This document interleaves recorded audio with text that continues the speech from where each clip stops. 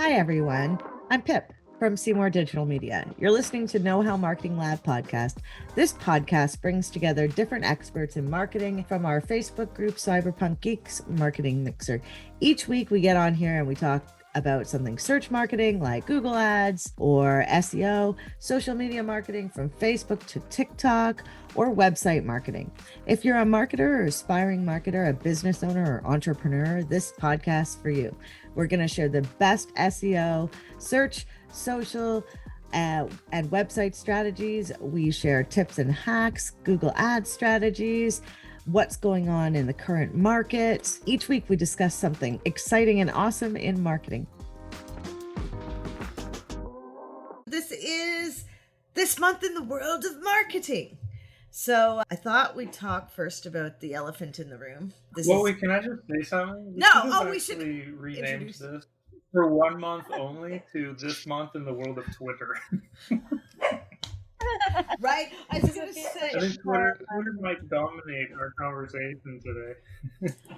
I would like to hear what you and Rena have to say about it, because I know, and Phelan, because you all are more on Twitter than me. So take it away. What are the things going on besides the burning of the building? So there were some predictions that so many people were laid off or left that the bugs were going to take over and things were going to become problematic and glitchy. I haven't seen any indication of that. And Elon's been tweeting like crazy, man, to point out all the things that are working. So he says that there have been some major improvements of speed on Twitter, especially for countries outside of the US. Apparently, hate speech is down by 1/3 from previous spike levels. Let's see. And I wonder if that spike up was actually, the spike up looked like it was on October 20th. And that is when a whole pile of new accounts came on. Where were the number of accounts? I forgot. It was astronomical. How many new accounts? But I was part of the I wasn't part of the problem. The problem that became a problem for me. I had a couple of clone accounts organized on my Twitter account that I had to like try and get down, which I was actually successful in doing that before any of my people fell for the scam, whatever it was going to be. So the best Twitter poll I've ever seen was put out, of course, you've probably heard, to try and get Trump's account back. So the poll got 3,162,112 votes. And oh no, hang on, that was a different poll. Hang on, where is the just 1 second. That's a different poll. He's running so many polls. It's like, I don't know how you run your business like that. But the poll for Trump, the answer's not very well. Yeah, he doesn't run businesses. I know. Well, we're not going to really do that because somebody was actually pretty offended the last time we tried to do that. We talked about it like that. So basically what happened was there was 52% for Trump and 48% no Trump. So it went, I think there were 3 million votes, and it went out to a vast larger number of people who didn't vote. And I just can't find this oh, here it is. Okay, so now all of my numbers are not right. So 51.8% voted yes to having Trump back on, 48.2% no. We had 15,085,458 votes. And the number of people who, oh no, it didn't tell me how many saw it. Oh, I was actually misreading that. Okay, cool. Check this out. This is a great comment. And Trump is ignoring Musk and not posting so far. Yes, he is. That's exactly what I was. Somebody took my. I can never get there fast enough. That's the problem. So yeah, so he's been reinstated and he's not actually using his account because, of course, he's went and started Truth Social. So basically, from Elon's perspective or Musk's perspective, I feel like we're on first name basis. Things are going dreamy. They had 1.6 daily active users in the past week, an all-time high. I haven't noticed too much other than my account being cloned twice. I haven't noticed too much terrible things any more than that used to be on Twitter. Twitter's cloned twice since he took over? Yeah. When he opened up the floodgates for all sorts of new people that were banned, Mhm. And he did run a poll on that. So should Twitter offer general amnesty to suspended accounts, provided they have not broken the law or engaged in just spam? So I'm not sure what egregious means in terms of spam, because there is already a lot of spam on Twitter. 72.4% are all for free speech. As a Canadian, I have to put the air quotes up. And then 27.6% said no, they should leave those accounts banned. So it's pretty fun watching him tweet. It does seem like he's a little bit stressed out about it. Seems to be overcompensating, and he's getting in Twitter arguments with people like Kara Swisher, who's one of my all-time favorite podcasters, and the such. So, yeah, so that's been fun to watch a little bit. I don't watch it too much because I do have a brain that needs taking care of from time to time. But you both have not left Twitter, but now you have additional accounts on 2 other platforms that are like Twitter. Is that correct? Yeah? I haven't quite organized my accounts yet. I've looked into it. But Greg, I think you know more about I have an account now with Hive, which I actually really like. Hive, the layout and stuff. It looks promising. I just hope that, I was thinking the other day, like how wrong is it to like blast Twitter to try to get everybody to go to Hive, right? Lots of people are doing that. Does it go through? Yeah. What's that? Yeah, I was going to say, does it go through? Does it get posted? Glenn is here, just so you know. It would get posted for sure, yeah. The other thing that needs to be accounted for in our conversation is what are agencies doing with this information and big brands. And a lot of them are moving away and canceling their ad spend. I've heard of people canceling like $75,000 a month in ad spend on Twitter, which is big. It's a big shift. And a lot of my contemporaries marketing, well, they're not really my contemporaries. They're usually bigger agencies than I am. But a lot of them have left. And I'm not sure if that means that they've taken their clients with them or what they're doing. We never really got a lot of engagement on Twitter for my clients, but generally I use it as a link back to a website for SEO purposes. I'm not really sure how beneficial that is, but Twitter and Google, so they were really pal at one time, and so some of Twitter's tweets got indexed, and then they got in a fight, and then Google stopped. I think now it's happening again, so once in a while you'll see tweets depending on what you're searching, right? Yeah, so personally I'm sticking on there because I still find that a lot of the people that I like to follow, like the journalists for journalism and podcasters and things like that, they're all up there and on there, and the conversation is still good. Well, what about like Canada? I don't know about the US, but like that's where you look for power outages, like from hydro. And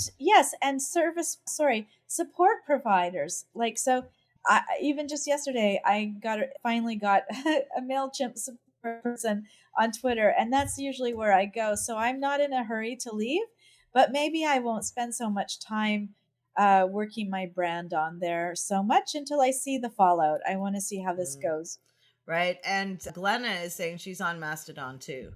So isn't that interesting? It is fun to watch a billionaire take over a company and how it's being a social media company. And we all know that's probably very difficult. So there are a couple of other pieces of information too. One is some people are saying that this is all what's expected, that Elon Musk took over in order to break Twitter, so that it doesn't have the ability to help people organize at grassroots level. So that's one theory. I don't know how accurate that is. And then the other theory is that he's going to get a whole pile of money from the government, whether he makes Twitter work or not. And that's why he is there, even though he was forced to be there. So I'm not really sure. I didn't follow the money trail yet, or I'm not sure if I actually will. But those are interesting things, I mean, I don't know how it works if you lose money on a business with the American tax situation. I know how it works in Canada, and that's it. So right. So Glenn is on Hive too, and hold on, go on, Phelan. Oh, I was going to say the the theory that was going into why even in the first place he had looked at purchasing it, it's because most of his wealth is actually tied up in Tesla stock, which is like entirely speculative and doesn't Yeah. actually make sense. And as we get non-zero interest rates, he needed to diversify his money away from something that wasn't Oh, like I pure see. speculation. That's And right, so because buying a company it's only and valued at the amount that they say it's valued at. It doesn't actually have cash. Is that what you mean? Yeah. Okay. yes, because they recall an undisclosed amount because Mickey signed an NDA for every car from Tesla. So like the fundamentals just don't work for Tesla for how much like money each stock is worth for how many cars they produce. It just doesn't match compared to any Right. other manufacturer. And so they figured that he was trying to buy something that would be like, so when there's the crash, he's like, well, I still have this billion-dollar company over here that actually does something functionally. And so $44 billion company. Is it still worth that much, or what's the deal? well, the ironic part is he lost $100 billion in wealth in the last week from Tesla that stock. sounds dropping. hard. Yeah. I'm- So like, I am yeah, laughing because I can't even imagine it. I just have to say. But more in the world of marketing, is there anything else happening besides the Elon Musk thing? There must be. There are things, but you know what? It's not as much fun. I'm drawing It's- a blank because that's occupied all of my attention. Let's see. Well, what I would say is like trying to pay attention to something else is like watching a Tesla car be on fire. Like it's just a giant blaze that just will not go out no matter what you do to it. And, yeah. There's a lot of I Google will say stuff. I'm pretty sad about what's happening with Twitter and this whole thing, because I think Twitter is probably the most important communication device we have across the globe. Isn't I mean, that funny when Facebook you is think great. about Other social media platforms are great, but they're more for fun. But Twitter to me is news. It's information. It's instant. Yeah, It's exactly. like, so It's like with there's a Twitter, hurricane I coming. find it pretty sad what is happening to it, because the potential of this platform of how it could work if it was in the right hands and managed properly, would really be good. I get being sad about it, but with marketing industry, like maybe it just opens a door for new and better. Maybe because I mean, the newspapers are gone, and I personally like the internet way better.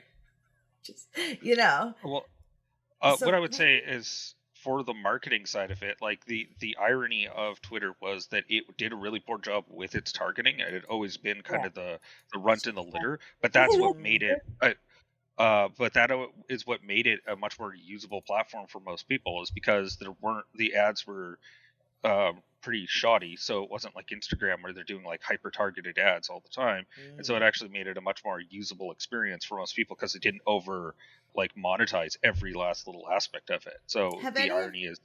No, go on. Sorry, I got excited. Oh, it was just that the irony is that the advertising not being as effective made it a much nicer platform for most average people.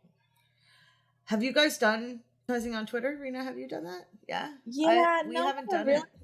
Not in a really long time. I just found that, at the time that I tried it, which was years ago, by the way, so I haven't looked at it. The targeting was super bad. It was like age, if people gave their birthday, and gender and location, and that was pretty much it. So I'm expecting that it's much better, but because Facebook is just so brilliant in that way, I've never really looked at Twitter for that.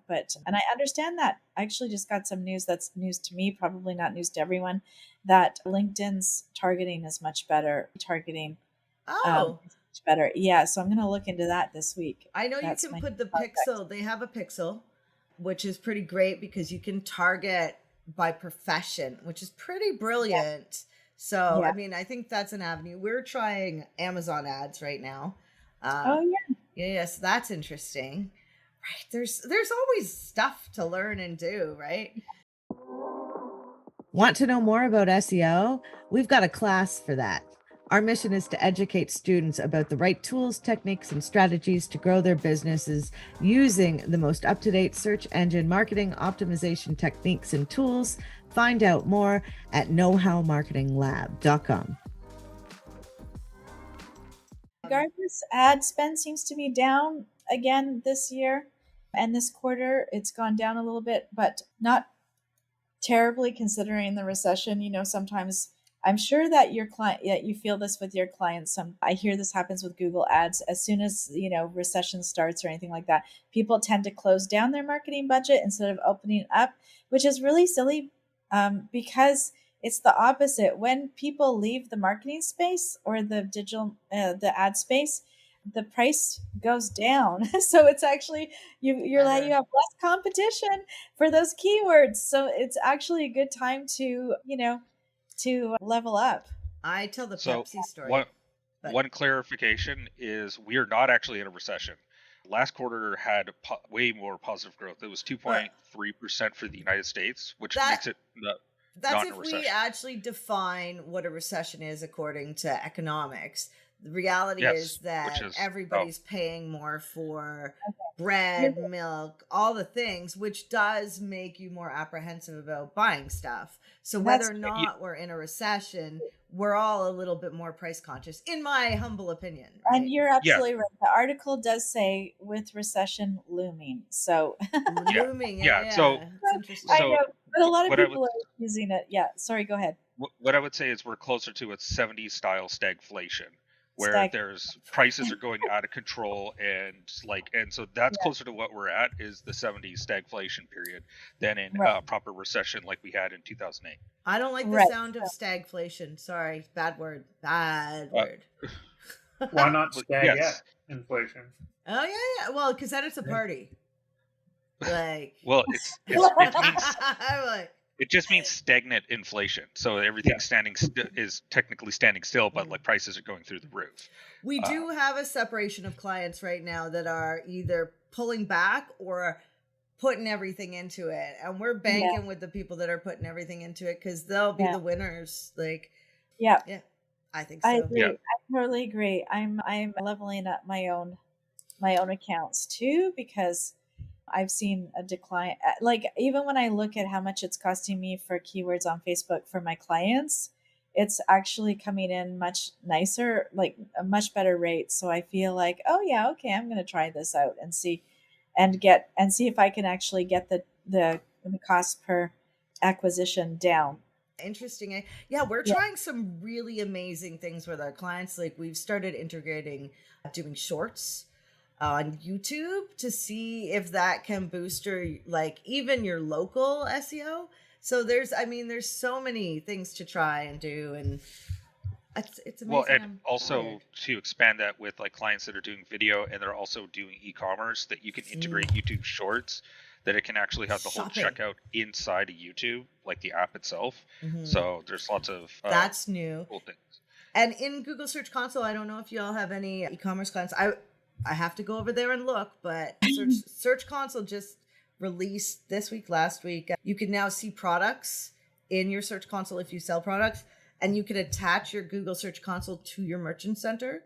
And it'll tell you if your schema is off or anything like that with your products, which is I know out of the box, Shopify does it for you, but I also know that you have to go through and update them all, right? For precision. Yeah, Shopify, some of the themes will do it out of the box. Most of them do. There's a few that I found that haven't, but so you do want to test with Search Console just to make sure everything's working. But yeah, it's definitely well worth it to go and take a look at Search Console for that, because they're definitely doing a big push for the e-commerce side of it and competing with Amazon. Yeah.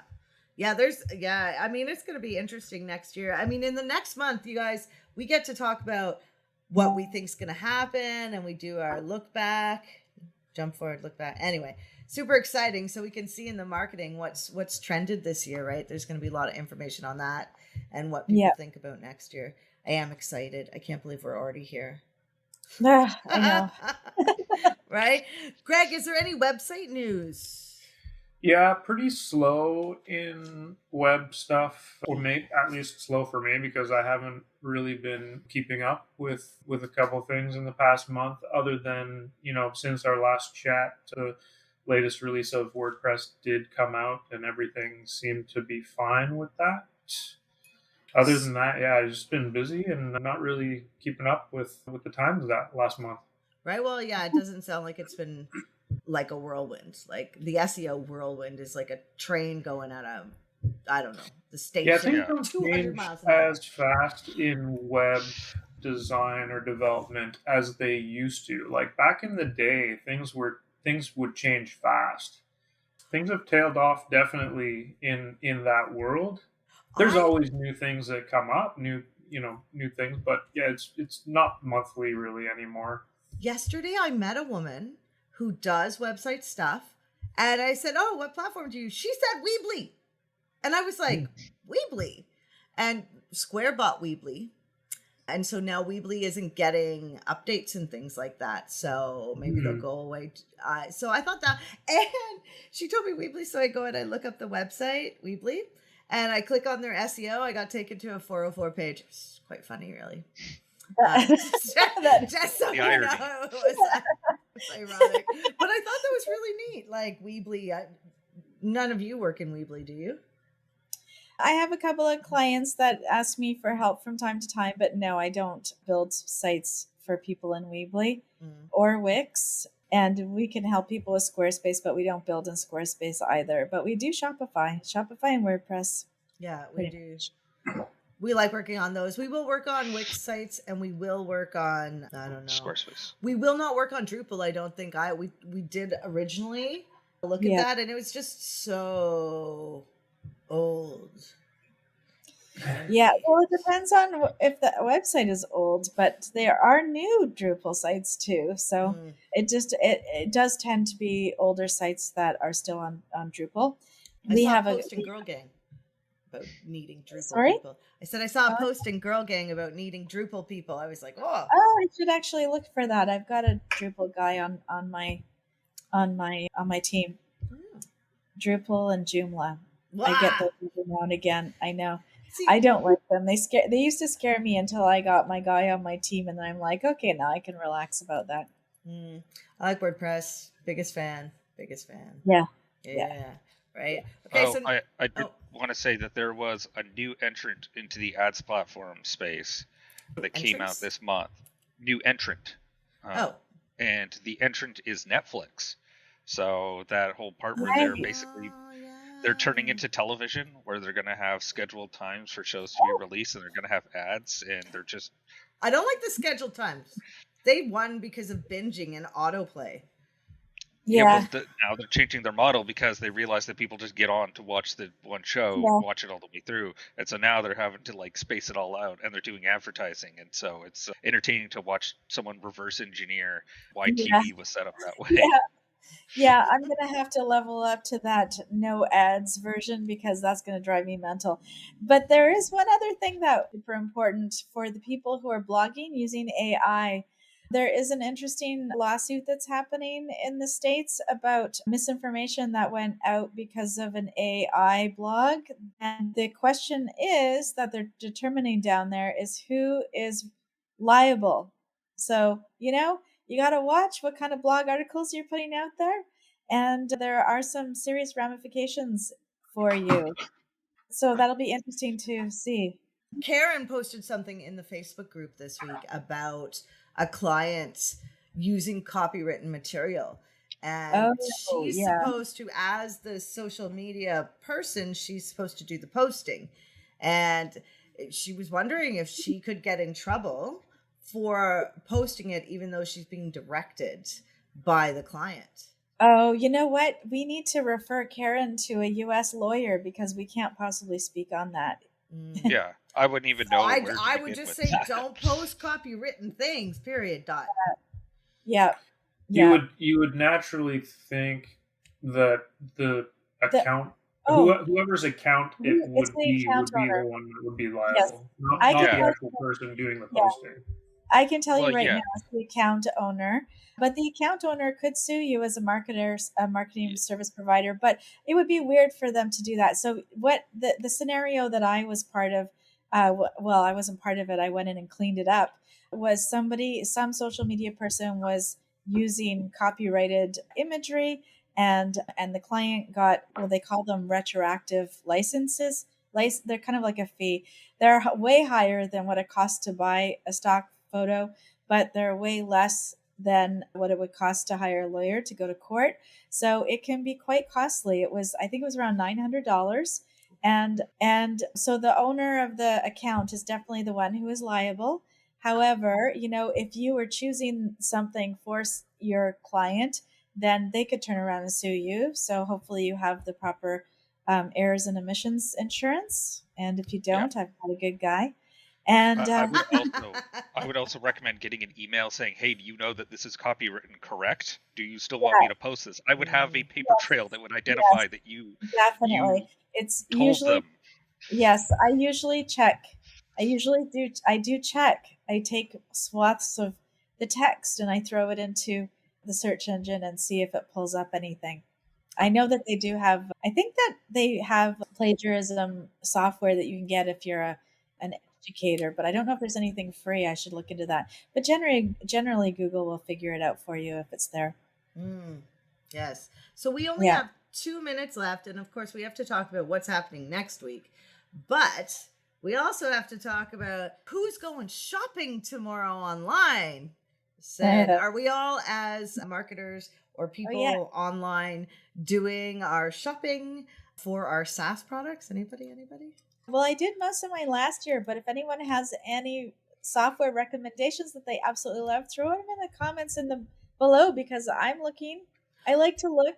Last year I got Gravity Forms and an unlimited license of Gravity Forms and Cadence. Okay. So those were good deals. We just bought Loom, the business version. It has Blur, and it's good. And it's good. Okay, that sounds great. Okay, good one. And yes, I'm looking for suggestions. Oh, look, Glenn is saying I run through plagiarism detectors and I have free ones. Yeah, I have a couple free ones too. Cool. I'll look for that too. Then Code Mighty Networks. That's a good question. That is a good question. You should post that in the group today. Networks. Yeah. So next week is Google Business Profile, the good, the bad, and the ugly. Yes, Greg helped with the name, which is so good. It's going to be a really fun conversation with Greg and I. And then in December, we have a couple lives, and then we are on holiday for a few weeks for the end of the year. So are we? Excellent. I don't think that got in my calendar. Yay. Right? So happy Thanksgiving to all our American friends. If you're celebrating, enjoy your food and laughter and enjoy your football. And I guess it's I don't do football, so I don't get it. But we will see you next month for the month in the world of marketing. Bye. Bye, everyone.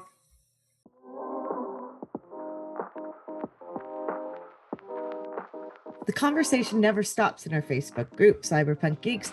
Join us at facebook.com/groups/cyberpunk geeks to ask your questions, meet new friends, and learn even more about search, social, and websites.